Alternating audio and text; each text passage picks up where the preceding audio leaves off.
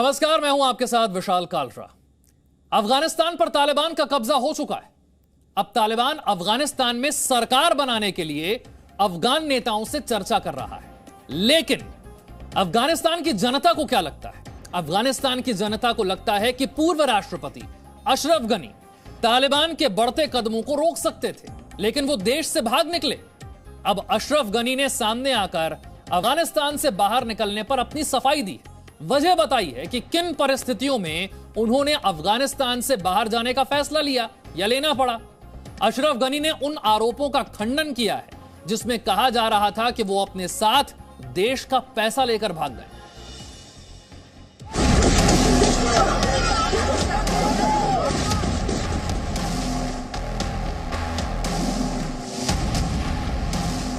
बीस साल बाद तालिबान ने बिना कोई बड़ा युद्ध लड़े काबुल पर फिर से कब्जा कर लिया। 3 लाख प्रतिष्ठित अफगान सैनिक, अफगानिस्तान की वायुसेना, अमेरिका का सपोर्ट, कोई भी तालिबान के आतंकवादियों को नहीं रोक पाया। और जिस चेहरे पर अफगानिस्तान के नागरिकों को भरोसा था कि वो उन्हें तालिबान के अत्याचार से बचाएगा, वो देश छोड़कर चला गया।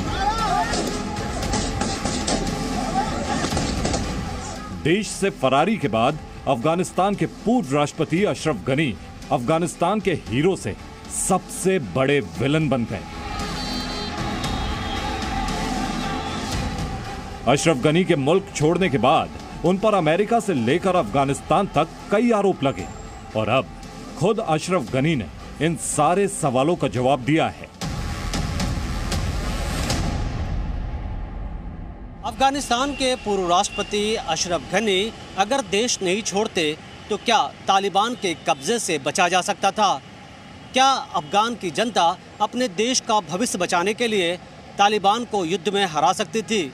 क्या अशरफ गनी देश का पैसा लेकर के विदेश भाग गए? इन सब सारे सवालों का जवाब अफगानिस्तान की जनता मांग रही थी और इसका जवाब देने के लिए गनी खुद सामने आए और उन्होंने अपने अफगानिस्तान एग्जिट की पूरी कहानी बयां की।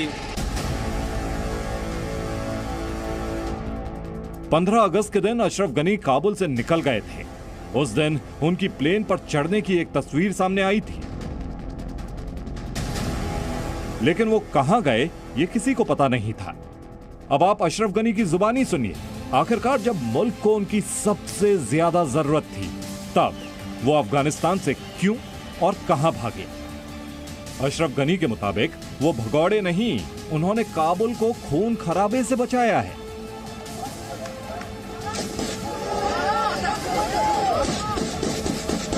مسئولیتی که به دوش من گذاشته میشد این بود که به خاطر قدرت کابل و ایران و خونریزی کوچه به کوچه در کابل مثل سوریه و یمن آغاز شود। अशरफ गनी ने कहा कि अगर वो काबुल नहीं छोड़ते तो अफगानिस्तान में सीरिया और यमन जैसे हालात होते। लेकिन सवाल है कि तालिबान के कब्जे के बाद अफगानिस्तान का क्या होगा? सवाल ये भी है कि क्या अशरफ गनी का काबुल छोड़ना वाकई देश को भारी रफ्तार से बचा पाया? पिछली बार 96 में जब तालिबान पावर में आया था तो उस समय का जो प्रेसिडेंट था नजीबुल्लाह, जिसको सोवियत यूनियन सपोर्ट कर रहा था, उसको ओवरकम करके पब्लिक में खींच करके पब्लिक में हैंग करके और उसकी बॉडी को बुरी तरह म्यूटिलेट कर दिया था। एग्जाम्पल तो ये बात है 96 की। ओके, अब तालिबान शायद बदल चुका है, परंतु फिर भी डिनाई नहीं करा जा सकता कि ऐसी पॉसिबिलिटी होती। अशरफ गनी पर एक बड़ा आरोप ये भी लगा है कि वो देश का पैसा लेकर फरार हुए हैं। रिपोर्ट्स के मुताबिक अशरफ गनी 4 कारों में पैसा भरकर काबुल से फरार हुए। उन्होंने सारा पैसा हेलीकॉप्टर में भरने की कोशिश की। हेलीकॉप्टर में पूरा पैसा नहीं आने की वजह से रनवे पर नकदी छोड़ी। रूस की समाचार एजेंसी ने दूतावास के हवाले से यह खबर दी है। अशरफ गनी पर आरोप है कि वो देश का अरबों रुपए लेकर के विदेश भाग गए और अफगानिस्तान में उनकी गिरफ्तारी की मांग हो रही है। अशरफ गनी ने इन आरोपों को खारिज करते हुए कहा कि उनकी इमेज को खराब करने की ये एक कोशिश है। अशरफ गनी के मुताबिक वो खाली हाथ अफगानिस्तान से गए। और सारे सरकारी कीमती सामान तालिबान के कब्जे में आ चुके हैं। دقایق بعد از این که من مجبور ساخته شدم تا از کابل برایم، طالبان و چهره‌های ناشناس که به زبان‌های کشور ما بلد نبودند وارد ارگ شدند. در راه رسیدن به ارگ هیچ مقاومت صورت نگرفت. آنها اتاق با اتاق می‌گشتند تا مرا پیدا کنند. यहाँ पर सवाल ये भी खड़े हो रहे हैं कि काबुल से भागने के अलावा क्या अशरफ गनी के पास कोई विकल्प नहीं था? क्या वाकई तालिबान को रोकना अफगान फौज के लिए नामुमकिन था? देखिए, सिचुएशन देखी जाए तो घानी के पास एक्चुअली विकल्प शायद कोई नहीं था। शायद उनको एस्केप करना ही विकल्प था, परंतु कहने को वो प्रेसिडेंट थे तो उन्हें खड़े रहना चाहिए था। पर किस लिए खड़े रहते वो? अगर तालिबान आकर के उन्हें मार दें पहले से, उसी दिन उन्हें करने जा रहे थे अगर, और घानी के पास कोई पावर भी नहीं थी, कोई सपोर्ट भी नहीं था। भाई ये थोड़ी था कि वो अमेरिकन आर्मी को बोलता आओ मुझे बचाओ, आओ लड़ो हमारे साथ। अमेरिकन आर्मी तो निकल गई है। अफगान आर्मी की जितनी पावर थी वो तो ऑलरेडी इस्तेमाल हो रही थी। अफगान आर्मी तो एक तरह से मक्खन की तरह पिघलती जा रही थी। अफगान सोल्जर कहीं लड़ ही नहीं रहे थे किस भी कारण। तो घानी के पास बेस कहां था लड़ाई करने का, ये एक प्रश्न बनेगा। अशरफ गनी ने अपनी सफाई में जो कहानी सुनाई है उस पर उनके समर्थक तो यकीन कर रहे हैं, लेकिन कई लोग इस पर सवाल भी खड़े कर रहे हैं। लोगों का मानना है कि अगर अशरफ गनी नहीं भागते तो आज तालिबान के शिकंजे में फंसा काबुल इतनी बड़ी मुसीबत का सामना नहीं कर रहा होता। मनीष शुक्ला के साथ ब्यूरो रिपोर्ट, जी मीडिया।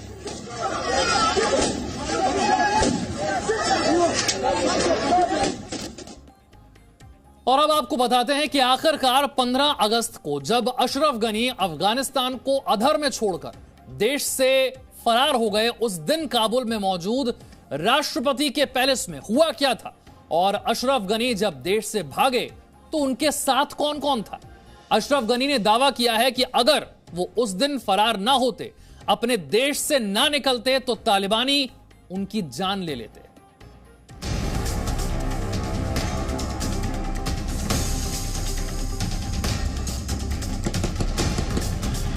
काबुल में पूर्व राष्ट्रपति अशरफ गनी की तमाम निशानियों को तालिबान खत्म कर रहा है। ये तस्वीरें बता रही हैं अफगानिस्तान में सब कुछ बदल चुका है। लेकिन क्या इसे रोका जा सकता था? अशरफ गनी क्या काबुल में रुकते तो तालिबान के अफगानिस्तान में बढ़ते कदम भी रुक जाते? अशरफ गनी की माने तो ऐसा नहीं होता। अशरफ गनी के मुताबिक काबुल में दाखिल होते ही तालिबान की निगाहें उन्हें तलाश रही थी।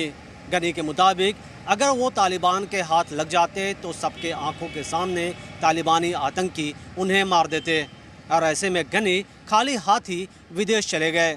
अशरफ गनी ने यह दावा किया है कि वो अफगानिस्तान जरूर लौटेंगे और लोगों को इंसाफ दिलाएंगे।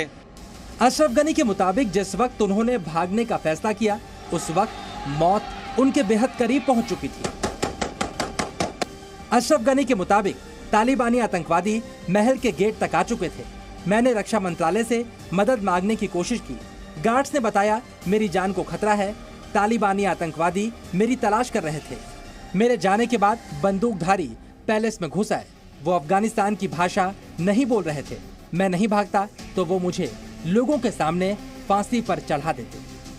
دقایق بعد از این که من مجبور ساخته شدم تا از کابل برایم، طالبان و چهره‌های ناشناس که به زبان‌های کشور ما بلد نبودند وارد ارگ شدند. در راه رسیدن به ارگ هیچ مقاومت صورت نگرفت. آنها اتاق با اتاق می‌گشتند تا مرا پیدا کنند. تصمیم این بود که آنچه 25 سال قبل در افغانستان رخ داده بود تکرار شود. लेकिन अशरफ गनी अफगानिस्तान से अकेले नहीं भागे। अपने साथ वो अपने परिवार और टीम के करीबी लोगों को लेकर निकले थे। जी न्यूज के पास उन सभी 52 लोगों की लिस्ट मौजूद है जो तालिबान के कब्जे से पहले ही काबुल से निकल भागे थे। रिपोर्ट के मुताबिक अशरफ गनी 51 करीबी लोगों के साथ काबुल से निकले। गनी रूस के एयरक्राफ्ट से देश के बाहर गए। अशरफ गनी के साथ उनकी पत्नी रूला गनी भी शामिल थी। पूर्व अफगान राष्ट्रीय सुरक्षा सलाहकार हमदुल्ला मोहिब ने भी देश छोड़ा। क्रिकेटर मोहम्मद नबी भी अशरफ गनी के साथ यूएई चले गए। तालिबान फिलहाल काबुल में मौजूद पूर्व राष्ट्रपति हामिद करजई और हाई पीस काउंसिल के चेयरमैन डॉक्टर अब्दुल्ला अब्दुल्ला से बातचीत कर नई सरकार को बनाने की संभावनाएं तलाश कर रहा है। ऐसे में सवाल ये भी उठ रहा है, क्या वाकई अशरफ गनी को तालिबान जान से मार देता? घानी के पावर छोड़ने के पीछे मेजर कंट्रोवर्सीज चल रही हैं। लगता तो यह है कि उन्हें छोड़ना पड़ा और वो सही करा उन्होंने अपने हाल के लिए, अपनी पर्सनल सिक्योरिटी के लिए। परंतु अमेरिकन ये कह रहे हैं कि घानी को स्टेप डाउन नहीं करना था, क्योंकि दोहा कतर में जो एग्रीमेंट्स डिस्कशन चल रही थी उसके चलते ये होना था कि 2 हफ्ते के लिए सीज फायर होनी थी और एक कोई हाई पावर्ड कमेटी बननी थी तालिबान के साथ जो कि डिसाइड करती पावर ट्रांजिशन का। अशरफ गनी तो देश से बाहर जा चुके हैं। दूसरी तरफ उपराष्ट्रपति सालेह ने पंजशील जाकर तालिबान के खिलाफ बड़ी लड़ाई का ऐलान कर दिया है। यानी सालेह तालिबान के सामने हथियार डालने को तैयार नहीं है। अब अशरफ गनी भी अफगानिस्तान वापस लौटने का दावा कर रहे हैं। अफगानिस्तान जिस तरह का देश है, कबीले हैं और ये सारे लीडर्स रहे हैं अपनी अपनी कबीलों के, अपनी अपनी ट्राइब्स के, तो घानी कभी वापस आ भी सकते हैं, परंतु इनका चांस कम है क्योंकि अब जो नॉर्दर्न अलायंस बन गई है, या जो बाकी और हमीद करजाई और अब्दुल्ला जो इन्हीं के सरकार के पार्टनर्स थे जो अफगानिस्तान में ही रह गए या फिर पाकिस्तान में है ये लोग इस समय, राइट, ये लोग अब घानी को कितना वेलकम करेंगे और उसको वापस अपने साथ टेबल के ऊपर सीट देंगे कि नहीं देंगे वो बात है। तो घानी के चांसेस कम है और इनका पावर शेयरिंग में आने के भी चांसेस कम है इस समय। अब कुल मिलाकर अफगानिस्तान में तालिबान नई सरकार बनाने की तैयारी कर रहा है। अशरफ गनी तो देश के बाहर चले गए, लेकिन अफगानिस्तान की जनता आजादी वाले दिन अपना झंडा बुलंद कर रही है। अफगान जनता को ना तो तालिबान के जुल्मों का डर है, न ही तालिबान की गोलियों का। मनीष शुक्ला के साथ ब्यूरो रिपोर्ट, जी मीडिया। तो ये पूरी दुनिया ने देखा कि अशरफ गनी तालिबान का मुकाबला किए बगैर ही अफगानिस्तान को छोड़कर चले गए। वैसे तालिबान ने जिस रफ्तार से काबुल पर कब्जा किया उसका अंदाजा तो अमेरिका को भी नहीं था। अमेरिका के joint chief of staff general mark मिले ने इस बात को स्वीकार किया है कि अमेरिका की खुफिया एजेंसियां तालिबान की रफ्तार को समझने में नाकाम रहीं।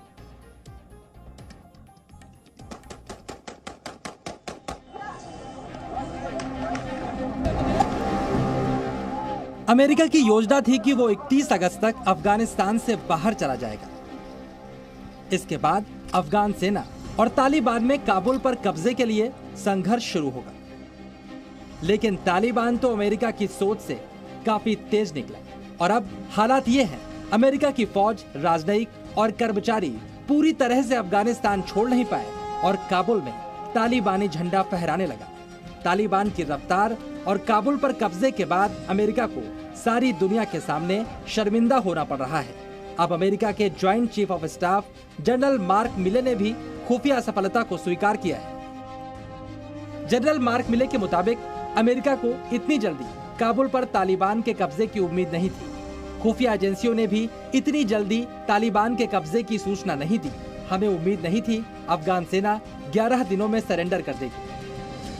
सच्चाई यह है कि अमेरिका को लगा था अमेरिकी फौजों के हटने के बाद या तो तालिबान अफगानिस्तान पर कब्जा कर लेगा या फिर अफगानिस्तान में भीषण गृह युद्ध भड़केगा या फिर कोई समझौता हो जाएगा।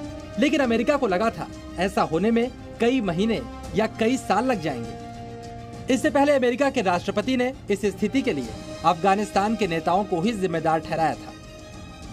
But if Afghanistan is unable to mount any real resistance to the Taliban now, there is no chance that 1 year, 1 more year, 5 more years, or 20 more years of U.S. military boots on the ground would have made any difference.